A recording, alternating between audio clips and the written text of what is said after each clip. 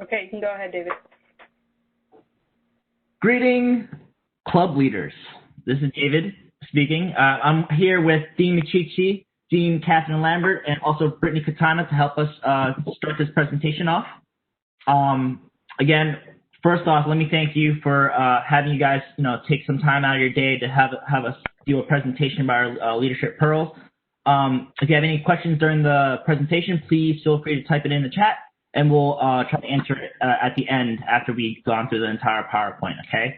I did post a link in the chat for the form in which you will type in your club name as well as your name so that we can just get proper attendance.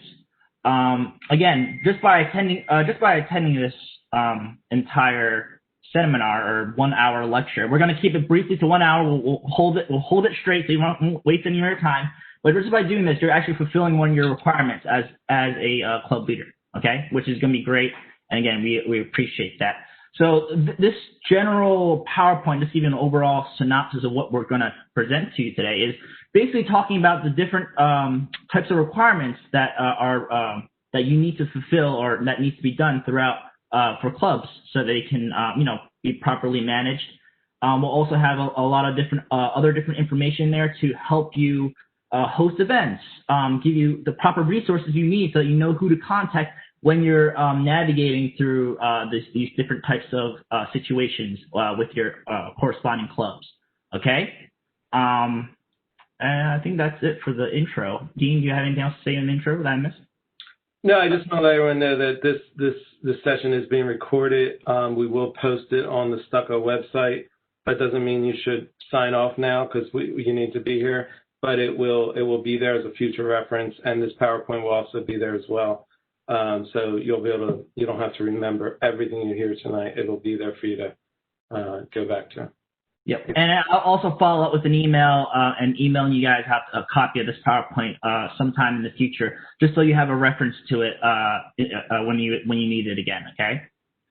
Okay. So next slide. This is just going to be a brief overview, just give you, when you do use this PowerPoint, give you an idea of where to go for which slide for the information that you need.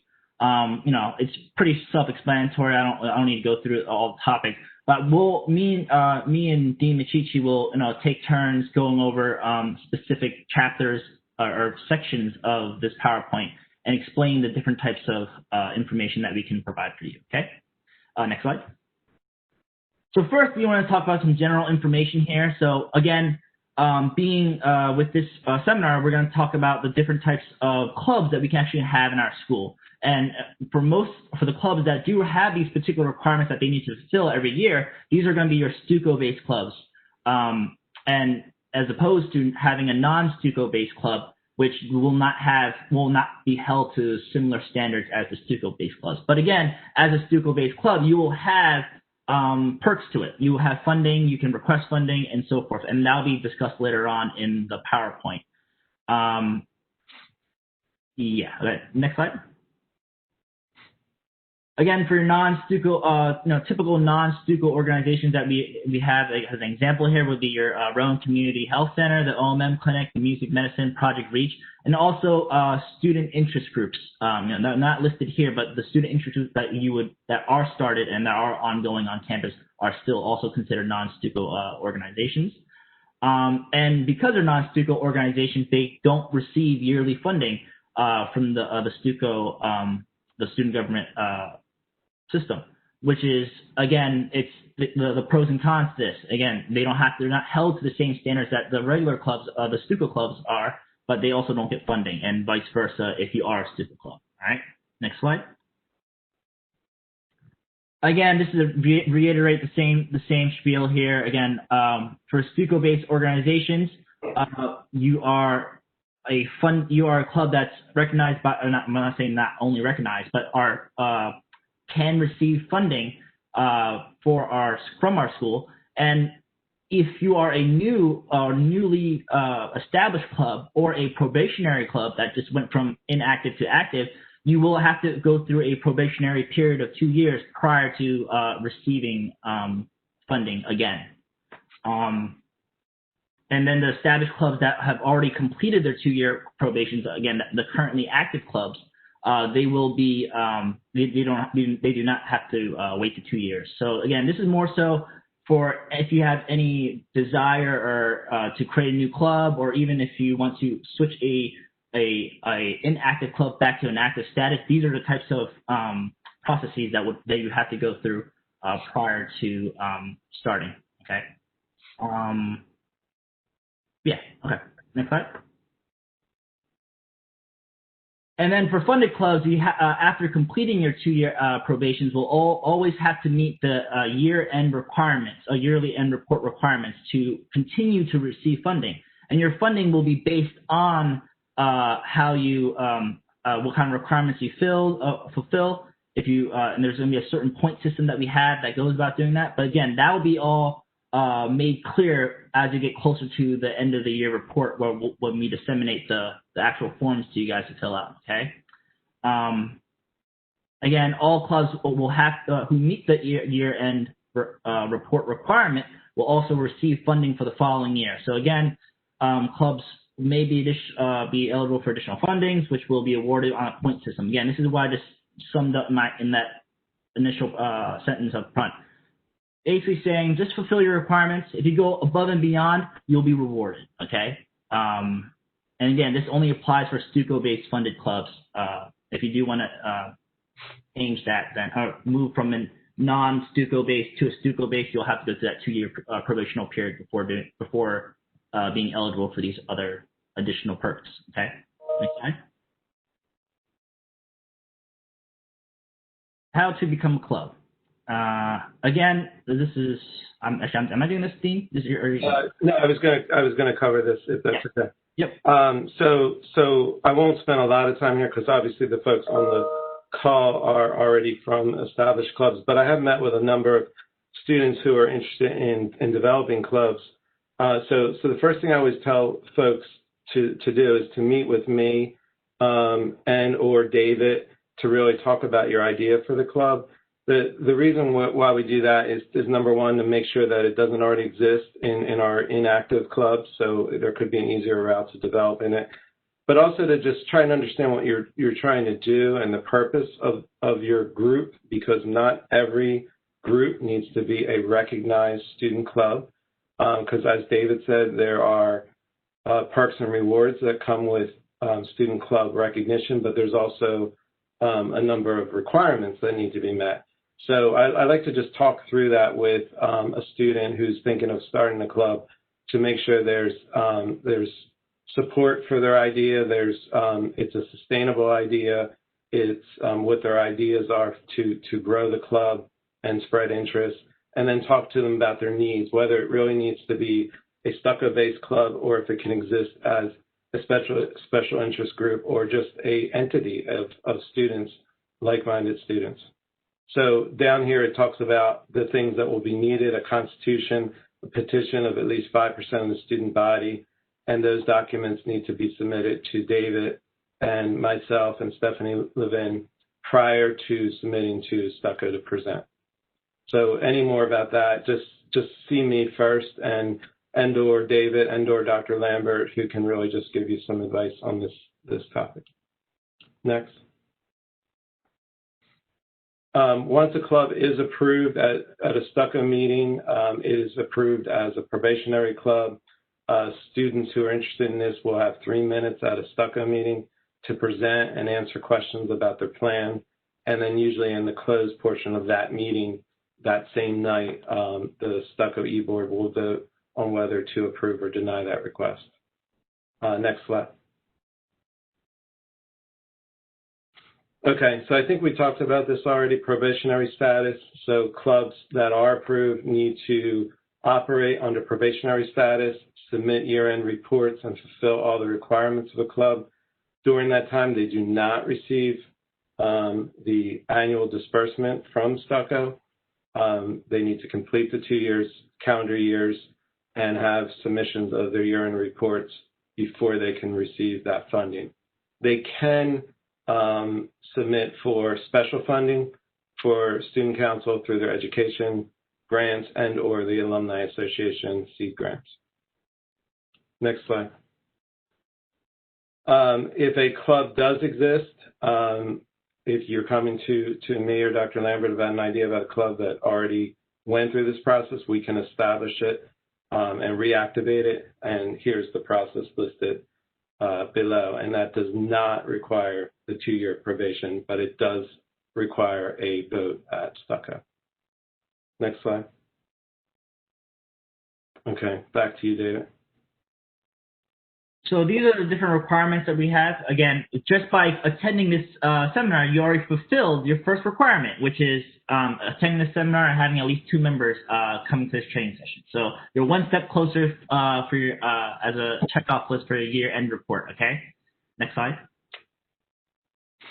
Again, for the STUCO-based funding, the club year-end requirements, as we have right now, again, as we listed before, it's the same requirements as we talked about before with that Dean Michichi mentioned, but I'm just going to reiterate it just real quick. Again, you have to have 5% of the student body of interest in there, so approximately 40 students of a membership list. You're going to have to host at the minimum of 4 non-service activities and or meetings, 2 of which must be open to the entire school and not exclusive just to your club members. Table at a community or a school fair or community-based fairs, 2 events per academic year. Again, some of that's going to be online, which is still like via WebEx, which is still fine, but you still have to attend table at that particular fair. Participate in at least 1 community service project.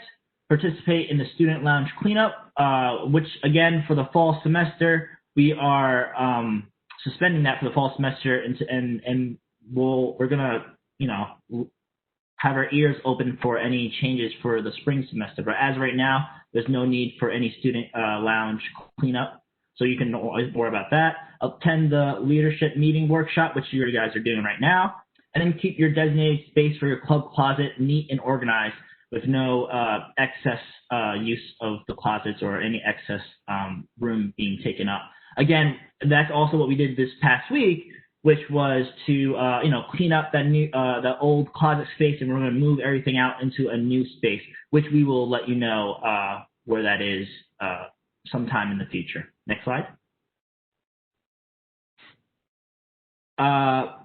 STUCO-based funding clubs year-end report additional categories, and these are additional categories that would add more points to your scoring system, so that you can potentially receive more better base funding and higher base funding for the following year.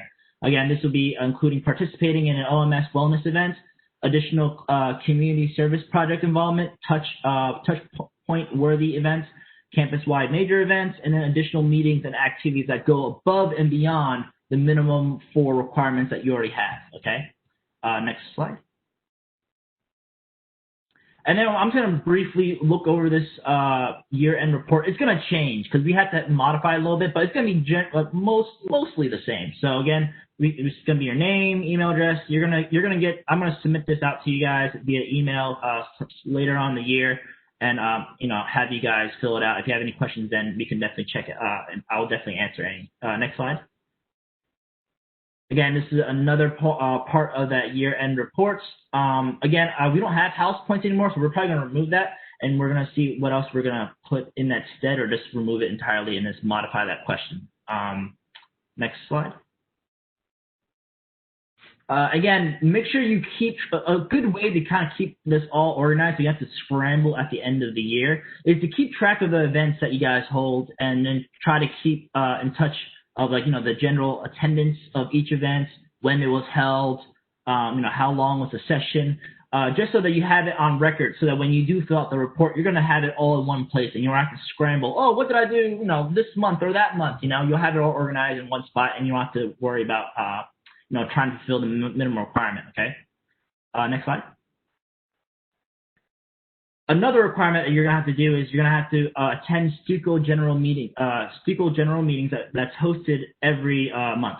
Okay, and this is just so we can have you guys participate in these meetings, so you can stay informed about any changes that happen in school, as well as come together and kind of provide your perspective on things, so that when we have these questions about any changes or mention about that, we can actually have your input on it, which is great for our community as a whole anyway.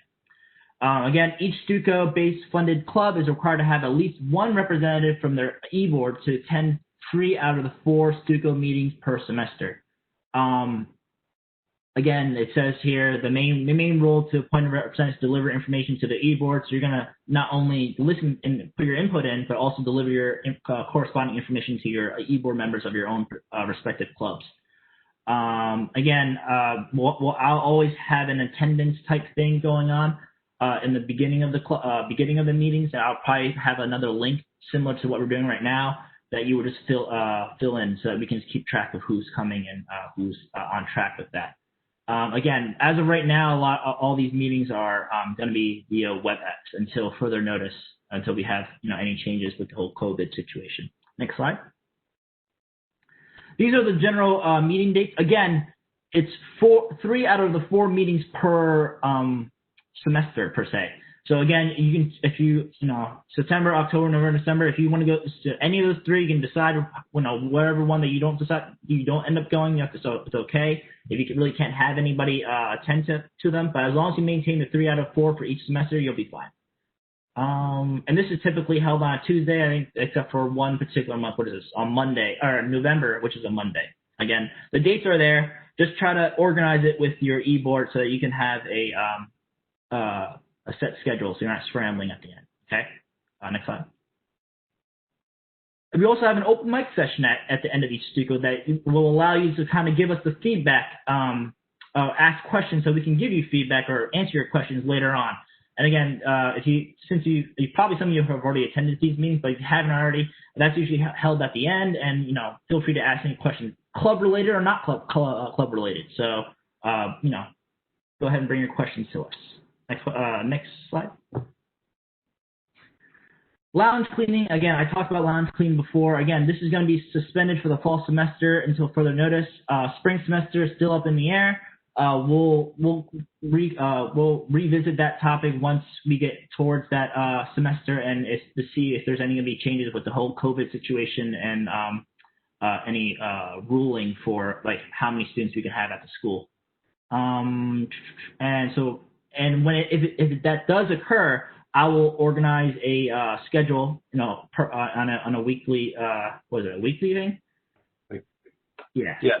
On a weekly thing, and then I'll disseminate that schedule to you guys so that we can organize who would go clean it up on each week. Okay, so that'll be an email from me. So just look out potentially in the future. All right. Next slide. Club closet rules and expectations. Again, you're supposed to maintain your club storage space in an organized manner. Okay, we're not going to clean up after you. You should all grown adults. So you can clean up after yourself, which is great. Again, this week there's a special situation about having everybody to recheck their inventory and cleaning up abruptly that last week, just because we're going to be moving the club closet into a new location, and then we'll provide you with the information of the new location as well. And then, I think that's pretty sums it up for there. And again, I assume all of you, after many emails from me annoying you, probably stopped by the closet at least once sometime last week to check your stuff. So that's good. All right, next slide.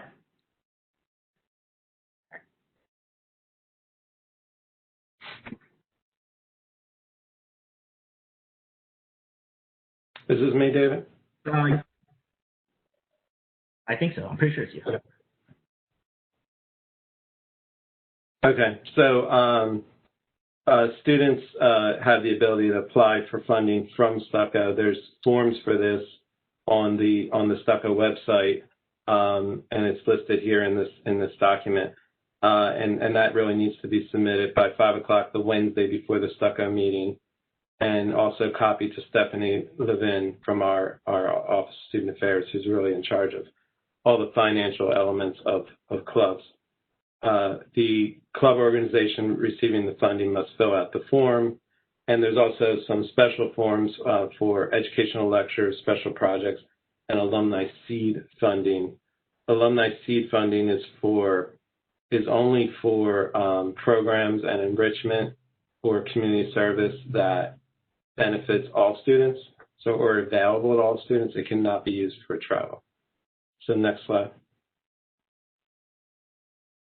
Okay, so I went ahead of myself. So this is the Alumni Grant, $250 one-time award. A club can only apply for one per year, cannot be used for conference or travel-related expenses. The way this works is if you're awarded it, you would actually expense the items yourself from, the sandwich shop, the party store, Amazon, wherever your supplies are coming from, and would be reimbursed up to $250. Next slide. Okay, so this is really just a quick at a glance, and here's the website of where the forms are. So there's student reimbursement policy on there, and then the forms are the MDV, miscellaneous disbursement voucher, which is really what you would use for just a reimbursement for an Amazon purchase or a food purchase outside of our caterer. There's also the Rowan SOM tax exempt letter. Sometimes organizations will ask for this, so you could print that out right from that site. There is pre and post travel information. We'll get into travel in a second. And then there's a STUCO funding request for travel, as well as the travel expense form and travel waiver. And I'll get into that in a little more detail in a second. The alumni grant request form, special projects form, and the educational lecture form, which I talked about as special forms that clubs can submit for funding to STUCO. Again, all that's due the Wednesday before the Monday or Tuesday meeting. Next slide. Okay. So I'm not going to spend a lot of time on this other than to say, this time, any other year, we'd be processing about 100 student travelers, and Dr. Lambert would be signing off on all those forms. But generally speaking, clubs would have the opportunity to go to STUCO to lobby for funding for the professional travel, and there's a whole process for that. There's a travel request form, and once that is awarded, students are asked to submit pre-travel forms to us 30 days prior to travel, and then there's an expense form that they would submit. So if you were a member of the Emergency Medicine Club and you were getting $100 per student to go to a conference in Phoenix, you would, on the back end of that travel, you would submit your receipts totaling at least $100, and then you would be refunded that money via your student accounts. So there's a lengthy process here. There's pre and post travel forms, and there's forms that you need to submit to actually get the award or to be considered for the award. And maybe if travel is reinstated in the winter spring semester, we can have a quick tutorial on this. Next. Okay, submitting a reimbursement. So reimbursements are the MDV form I talked about. So if you have a petty cash type reimbursement from Amazon or from the pizza place, or for food from a meeting, or supplies from an event, or anything that you expensed that was approved by your board leadership to be expensed, you would submit that receipt along with the MDV form, the miscellaneous disbursement voucher form, to Stephanie Levin. Stephanie will, via email, ask for your president and or treasurer's approval of that purchase, and then submit that in a form to Dr. Lambert to sign off on, and post that to your account as an expense. For expenses that aren't paid by cash, we actually need a copy of your credit card showing the last 4 digits of that card, and blacked out everything else, the other numbers, and leaving your name. And note that we can only submit for purchases up to $500. If there's an amount beyond that, it would really need to be pre-approved. There's a typo there, by us. So if you need to spend more than $500, you really need to come to Dr. Lambert or myself first, because generally speaking, $500 is the limit. Right now, the limit on food is $100, and really anything over $100, you should be using gourmet dining for on-campus events, of course, which are very, very limited right now. Stephanie Levin can really help with all this process, and if you have any questions, you can always ask me. I just want to mention for 2020, reimbursements for gift cards and vouchers are no longer permitted. So this is a new rule from our purchasing department. So I just want to note that here. Rowan University is exempt from tax. And like I said, the form is online. You could use that at your local establishments, and they'll usually honor that. And then here's Stephanie's contact info.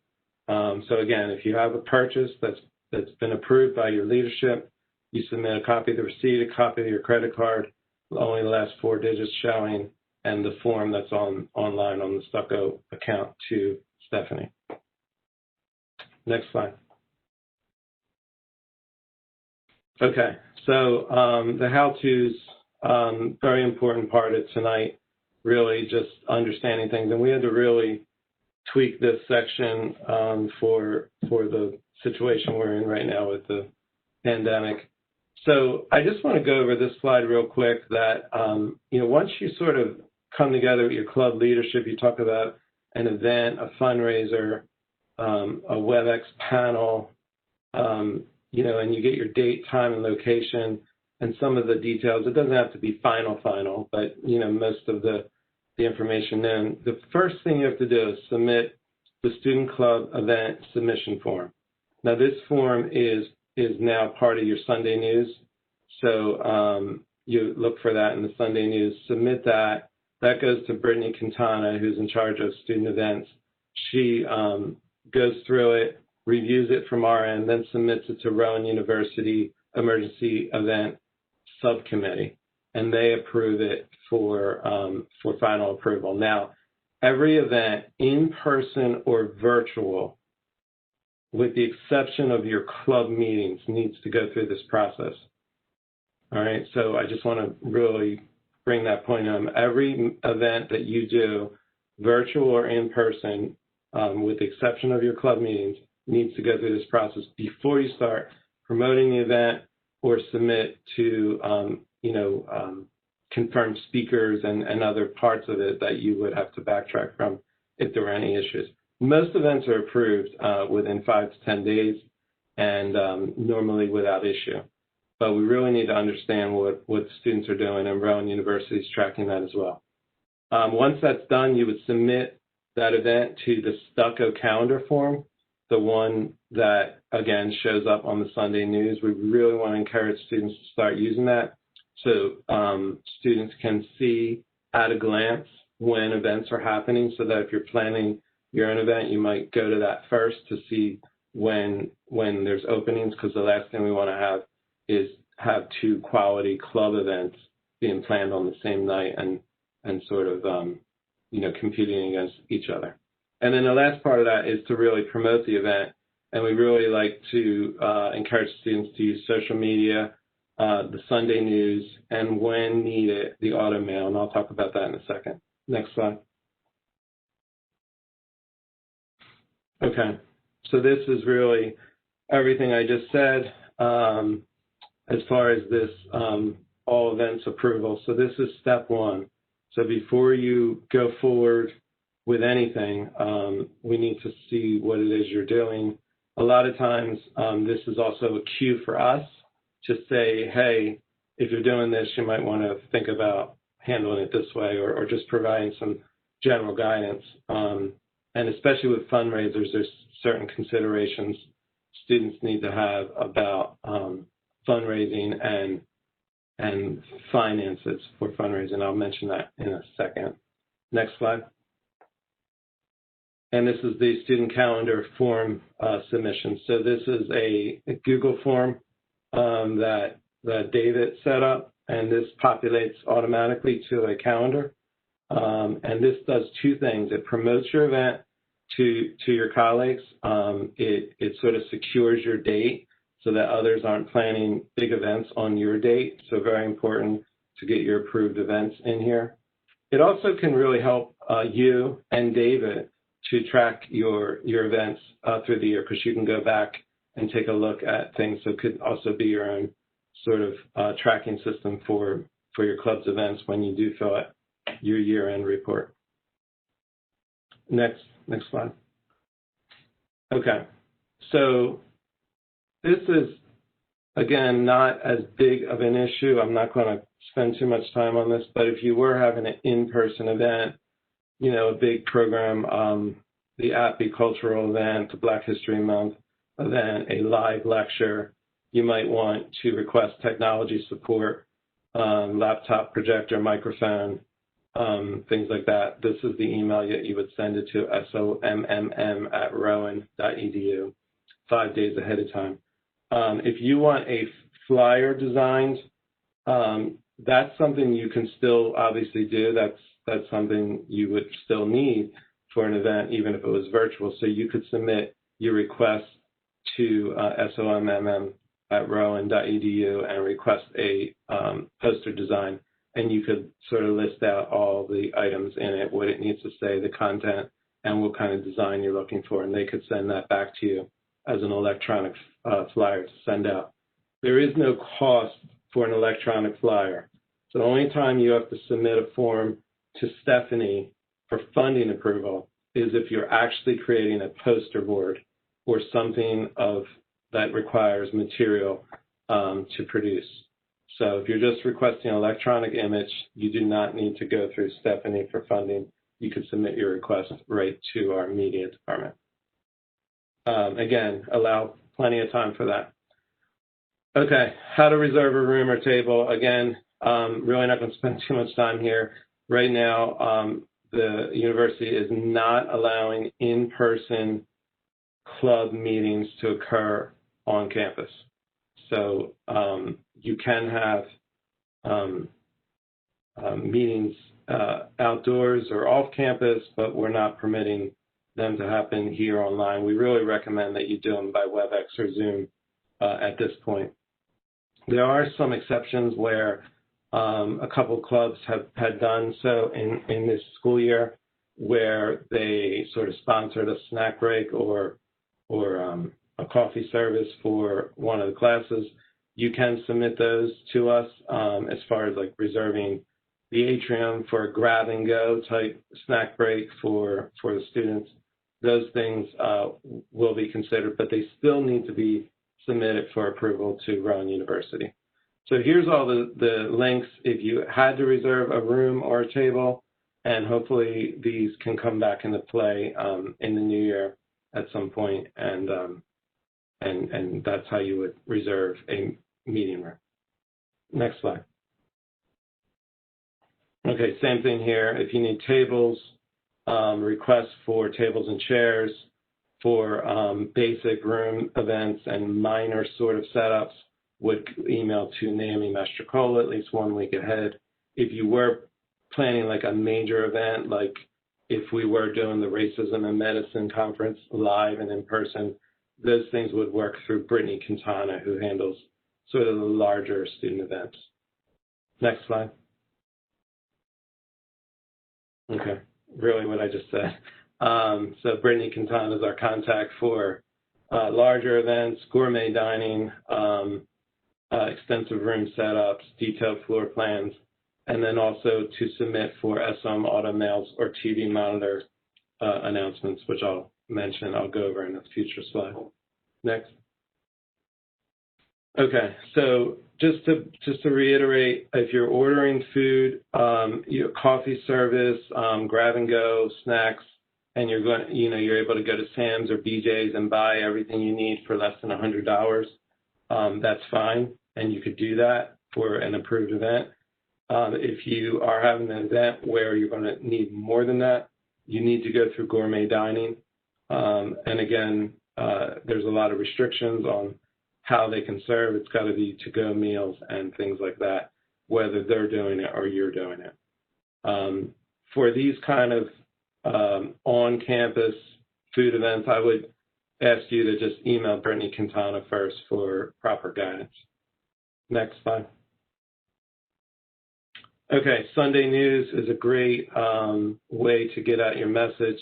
Obviously, the class Facebook pages are also a good way. And now we have the student activity calendar. So remember these resources. You know, Melvin does a great job with Sunday News, and you know, students have created a lot of different ways to connect with each other on Facebook and other platforms. So we really ask students to try to use them whenever possible, and really reserve the class listservs or the auto mails to really exceptional communications. Next slide. So an auto mail is something that we are able to send out to the entire Stratford campus. And we really, again, want you to think about what you're trying to communicate. If it's something you're selling, like a sweatshirt sale or a lecture that is truly open to everyone, you know, staff, faculty, GSBS students and faculty, and all the SOM students, then you can and should use the SOM auto mail. And those get submitted to Brittany Quintana, short write-up, who, what, when, where, attach a flyer if that's needed, and really give us a few days before, at least 5 days prior to when you want the email sent. But again, we're very judicious about how we use these emails. We don't want to blow up your email. As students, we know you already get a lot. So think about the utility of the program or the sale, and make sure it's something that's really applicable to the entire campus. Next slide. Okay, so we do have TV monitors in the buildings, and normally we have, you know, dozens and dozens of students and people walking through those buildings every hour. So typically we would use those monitors to advertise programs. I'm not going to go into a lot of detail here, just to let you know that's controlled by marketing. You should send it to Julia, Jerry, and Lynn, and include the information here. This does require several days notice. I'm trying to find it here. It doesn't say, but I would allow at least a week on these requests, because they take a little bit of time to design and then run. You could run them a maximum of 2 weeks. So those are still available, even though we have less students on campus, but you could utilize these as well. Next slide. Okay, this is really important. So a lot of student clubs are finding themselves with some funding, and really, you know, the typical ways you would spend that funding for food or meetings or other events is not really there. So a lot of students are looking at imprinted merchandise.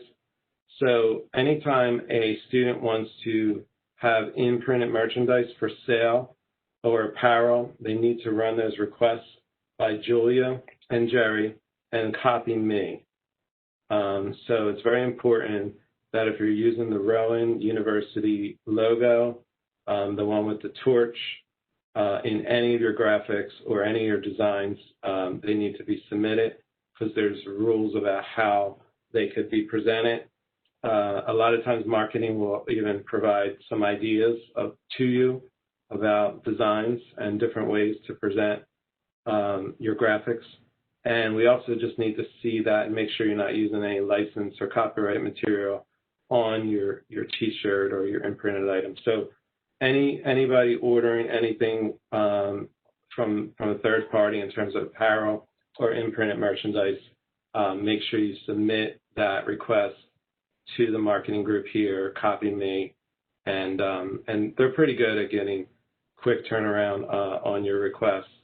But you should definitely not advertise anything that you're thinking of doing without this approval. It's very, very important. Okay, next slide. So this is, I'm not going to go into a lot of detail. We have a wonderful wellness outreach, and we have a wellness, student wellness task force committee that's doing great work. We have the Well Now group that meets weekly. We have a lot of things we do listed here with pet therapy, QPR training, yoga, Zumba, a lot of opportunities to reset And we're trying to keep a lot of those things going, even in this remote world that we're living in. So only reason I throw this into this presentation is to just say that we're here. We want to do wellness. We want to do wellness with our clubs. We found that when we collaborate with our clubs on a program or an idea, and we've done so in so many ways, Brittany Mitchell has done a great job connecting with our student clubs and collaborating on program ideas, that it's even better. So if anybody has ideas for wellness, either remotely or safely in person, please contact Brittany Mitchell to discuss. And this obviously would qualify for one of your requirements for a campus event. Next slide. Okay. So I just list these 4 folks here. This is not all the great people in our student affairs office. There's others. But I mentioned these 4 because these are the 4 most common you would be connecting with. I already talked about Brittany Quintana for student events and or university events. So connect with her when in doubt. Brittany Mitchell would be your connection for wellness programs, social media. She's also in charge of student health and the yearbook, among other things. And Stephanie's really going to be your go-to person for finance, for reimbursement, for club governance information, and for reimbursements and travel once travel's reinstated. And Naomi, I think a lot of you know Naomi. She sits up front. She's in charge of all the room reservations, table reservations, the school spirit store, and she also collects information for the club leadership directory. So if there's ever any changes in your leadership group, or if you haven't already submitted your leadership team, please submit that to Naomi. I'm going to hand things back to David to finish up, and then we'll take some questions. Again, this is also on the website as well. This is just your student government leaders. So, and again, you have me as your point man, as well as Dean Michichi, that also will help you with any club-related issues. So go ahead and send us those types of emails. If you have any other non-club related issues that's, about education, about any assistance, feel free to, email Anjanine and the rest of our team, Sean, Alex, Melvin, Nita, Lucas, and Talbot. And again, they're all wonderful people and they're all willing to help. So just, feel free to reach out to them. Okay. Next slide. Again, this is just a summary. I don't need to, what's the expression? To beat a dead horse with all this information. Like all this was previously stated. And again, we're just summarizing it about the difference between the 2 different clubs, STUCO clubs versus non-STUCO clubs, and the corresponding requirements that goes along with each title. And again, if you have any questions, please feel free to contact me or Dean Michichi, as well as the other wonderful staff that we have listed before. They're more than welcome to help you guys. Next slide. Again, here we have contact Stephanie for all the things concerning finance, club travel, document, reimbursements, etc. Again, it's all listed out in the previous slides about their contact information and what corresponding duties or topics that they're well versed in. Again, even if they aren't versed in it, they will help direct you to who needs to be in touch in regarding your questions and concerns. So just again, feel free to contact us. Again, utilize the student activity calendar. Again, I modified it so that form that you guys will submit will automatically populate that calendar so that all the other students can see it, and you'll also get a confirmation email from it as well, so that you can that will be on there. Then the Sunday news, contact Melvin for the Sunday news to continue to promote your events each week up until the event. And again, don't just do it the night before Sunday. Give Melvin some time too, okay? So give him a couple of days so he can organize it. He puts a lot of effort in doing that Sunday news every over the weekend. So just try to give him a little bit a better notice than just 1 hour before midnight or something like that, okay? Just be courteous about that. Again, if you have any other questions, my contact information is also below, as well as in the previous slides. So just feel free to contact me anytime. Okay. Next slide. That is fine. Oh, that's the last slide. Okay, so that sums up our presentation. Again, it wasn't too long, which is great. So at 6:51, so it was only like 45 minutes, so it's not too bad. There are some questions, David, we should quickly get to, and I'm going to ask Lambert to share a question or comment. Thank you, guys, and thank you for that awesome presentation. I know there was a lot of information and a lot of PowerPoint slides. You will not have a 50-question quiz about this tomorrow that you have to get 70% correct. But what I will tell you is it is your job as student leaders, student club leaders, to know how to find that information. So make sure you bookmark or PowerPoint or save the PowerPoint presentation so that you look back to find the correct process.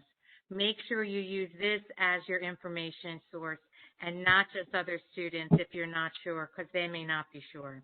Make sure you ask, because as David said and Dimitrici said, we're here to answer your questions. So if you're not sure about a process, make sure you ask us before assuming the wrong thing and then not having your event happen or not getting reimbursed.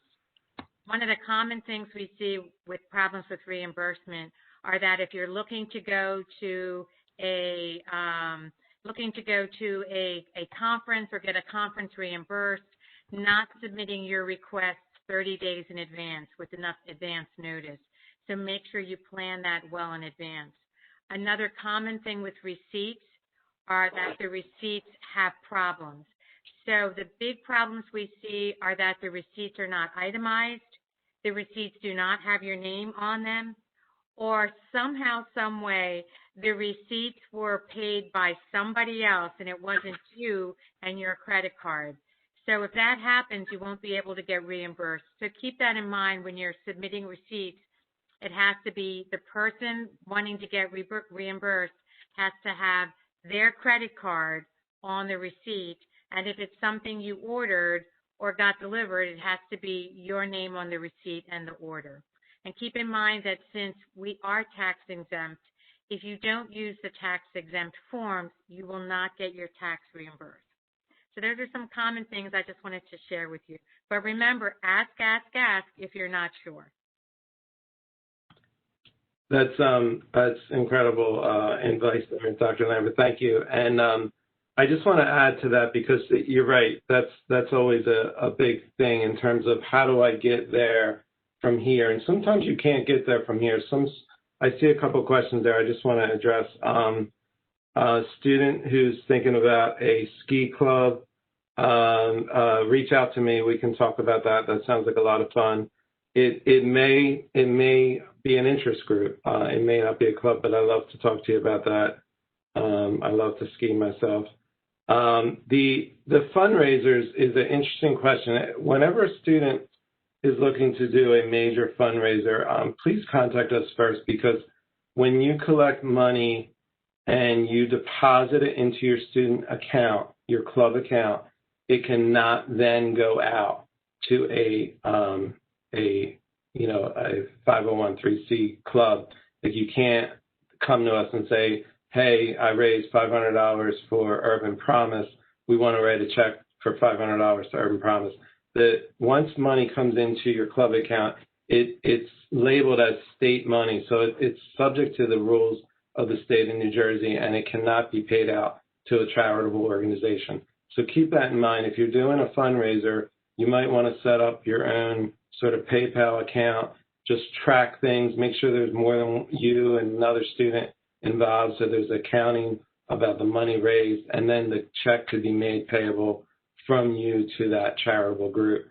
Because once it goes into the student account, it cannot be extracted. You can't come to Stephanie or me and say, I need to take out $300. It's just not that easy. The only way you can get funds out of your account is if you have a proper receipt and an approved expense that Dr. Lambert just outlined. I'm just trying to see if there's any other questions here. I do see a question about whether a student could get reimbursed for a virtual conference fee.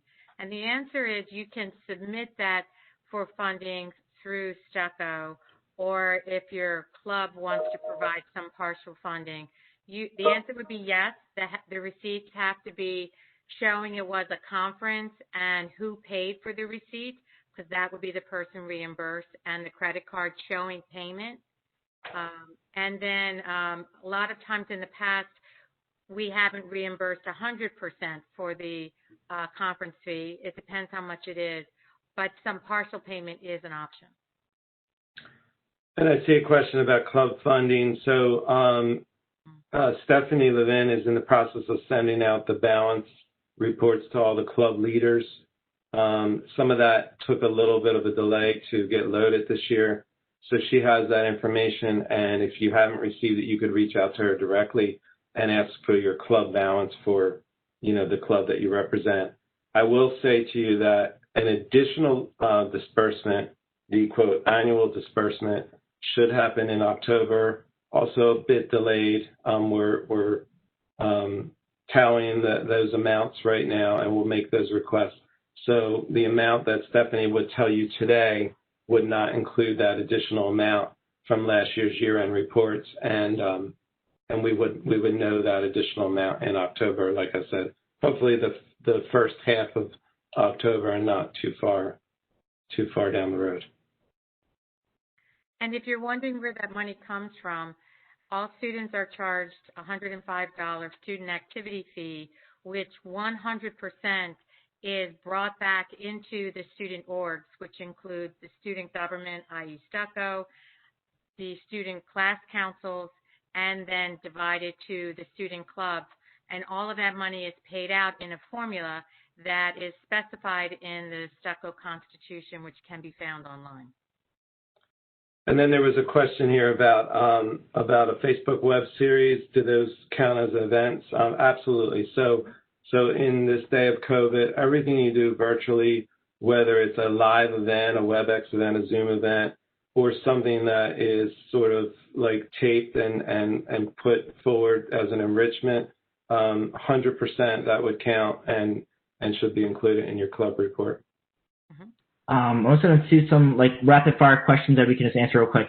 Sure. Mario says, hey guys, can you guys go over the rule about STUCO members representing clubs? STUCO members can, correct me if I'm wrong, STUCO members cannot represent an additional club. They only represent STUCO members, so clubs should still send a representative from their e-board for their representation, okay? So you can't use a STUCO member to double whammy another club, okay? But if you're in a club of two different clubs, I believe a club club e-board can represent a separate club as well if they're on both e-boards. Right. So you can definitely do that. Hey David, we were awarded alumni grant last semester, 2020. Our event was canceled due to COVID. Will we have access to that grant, or do we need to reapply? I believe you. I don't know. That's probably a question for you, Dean. So if a club applied in I'm assuming this was a spring request. So a student who requested funding in the spring would have until December 31st to submit receipts from that award. Now, if the complete scope of the event has changed, you would need to reapply. But if it's something exactly the same as you applied for or very similar, just on a WebEx, that would be okay, and you would have until the end of this calendar year to sort of submit reimbursements from awards from the spring. Okay, so short answer, yes, resubmit. Well, only if the scope has changed. Yes. I'm not sure of that. Okay. Yeah, it depends on the event. If you changed anything of that, okay? Sorry, I'm just trying to get as much as we can here. Next we have here, wait, it shifted. Give me a second. So, David, I'll answer a question while you're looking. Okay. There is a question about whether, and I know Dean answered it, but just to make sure, there is a question is if you did get money that you wanted to donate to a charitable organization, can you do that? And the answer is if that money is in your club account, then no, we can't write a check into a charitable organization because that is now in a state account and there's rules about that. Next one is, can we still request reimbursements for virtual conferences? There will be no travel fees, but for registration and other fees, if you have few students, yeah. So for the like registration fees, you can request that. Obviously, you can't request extra money for travel if you're not going to travel. That's all. Don't go overzealous with that. If an event occurs before the calendar form was implemented, will it still count towards the end of the year report? Are you talking about my calendar that I made? Yeah. The calendar is just for your reference to keep track of it. If you had an event prior to me making that calendar, it still counts. It doesn't make it non-valid. So go ahead and include that in your reports. Give me 1 second, sorry. I have one here. What happens to the requirement of 2 club tables / community fair participation if there aren't any community health fairs this year due to COVID? Yeah. If I could jump in. So I think what we're going to need to do, me and David, for starters, and get the STUCO e-board and Dr. Lambert involved, is really just take a look at that form and really make it COVID-19 friendly. I think we need to be understanding that some of these things are not even happening. Now, the clubs that participated in the club fair, the virtual club fair, the video that we did at orientation, you get credit for that. That's a tabling event. It's just in a virtual form. So we're going to really take a look at that form and make sure it's friendly to the environment that we're living in right now. And we'll let you know as soon as possible, so you're not waiting to the end of the year to see if you've met all the requirements. All right, a couple more before we end this. Just to clarify, our events that are not open to the school, so dues pay members only, required to be approved as well. Yeah, I think so. Yeah. Pretty sure you still have to fill out the form. Like that process, the little wheel chart that Dr. Dean Medici demonstrated to you, you need to follow that wheel chart, okay? Regardless of if it's just members only or not members only, okay? Correct.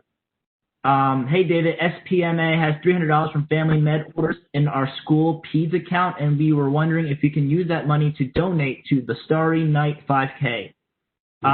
No, you can't. If it's in your account, like Dean Medici says, it's considered state funds, and you can't do that. So you can use it for other related stuff for the clubs, but if you want to donate like that, you should probably next time create an account that's separate from that, okay? Just so you can have it, so there won't be legality issues that you have to worry about, okay?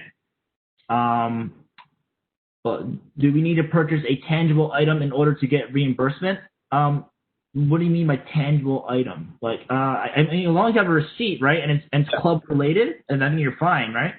Yeah, it could be a receipt. Like we had, as an example, Anjani purchased a 1-month subscription to Zoom, so that was an expense. It doesn't have to be a item. Yeah. But right now, you are a little bit limited because catering is mostly off the table unless it's a smaller event under $100 or some equipment. And very last question. Thank you for the answer for the web series, Dean. We have already released 2 episodes. Can we get retroactive approval for these episodes so we can count them towards our total activities? Yeah, they're going to be counted towards the total activities. In regards to like the cost and like reimbursement, I don't know if that apply. I don't know. That's if you can jump in for that. It sounds like they're just looking for credit, and yeah, as long as they put it in their year-end report, they'll get credit for them, and I think that's a perfect example of how to do something creative in the world we're living in today. So no problem with that. Yeah. I just want to go back to like the whole fundraising thing, because you see some clubs have been caught in this situation where the money has gone to their club account. So just absolutely, if you're planning a fundraiser and you're unsure, reach out to me or Brittany first to talk through what you're trying to achieve so we can give you some advanced advice about how to proceed. I think that's all the questions. David, there's actually one more in the chat that just came in. It's asking if a club was reinstated, is it going through another 2-year probation, or can it be eligible for STUCO funding as soon as it's reinstated? That might be I'm sorry. I'll answer that question. Thank you. So if a club is reinstated and a club was inactive but not defunct, which would have meant it was disappeared. Mhm. So if a club was inactive and then reinstated, it's very possible that that club has existing funds from its prior time when it was active and had gotten money. So if a club is reactivated, they would have access to those funds if STUCO reactivates them. So, no, they would not have to go through probation again, but they can get reactivated, but then they have to show that they're doing things like an active club would have to be to maintain that active status. And then the student who asked about the gift cards, just contact me directly. We'll do what we can if you already did this to try to get you refunded, but I don't want to guarantee it because this rule was put into place back in the spring. So these are the kinds of things that you need to check with us first. But you know, I'm willing, Dr. Lambert's willing to attempt for the reimbursement request if all the proper documentation's there as far as receipts and justifications, and see what happens. But for anyone else on the call, don't do that unless you're using sort of like funds that aren't in your club, because you can't get reimbursed from the club for those incentive gifts. And Dean, if I can just make a comment really quick. I know there was a lot of questions about the webinar series that's happening on Facebook. Obviously, those previous events can be, you know, credited towards your year-end report and things of that nature, but you should absolutely still submit the form moving forward for your future events, because that would still be considered a virtual event that needs to go through university events, and you can just identify Facebook as your online platform for that event.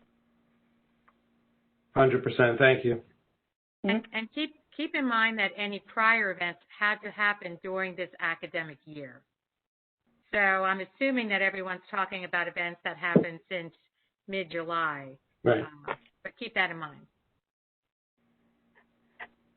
Thank you, David. Thank you. Again, thank you all for attending. We really appreciate it, and for taking your time, and good luck for your future events. Feel free to reach out to us. We're going to provide you as much as we can, answers and guidance. So thank you. Good night, guys. Thank you. Good night, everyone. Good night. Take care.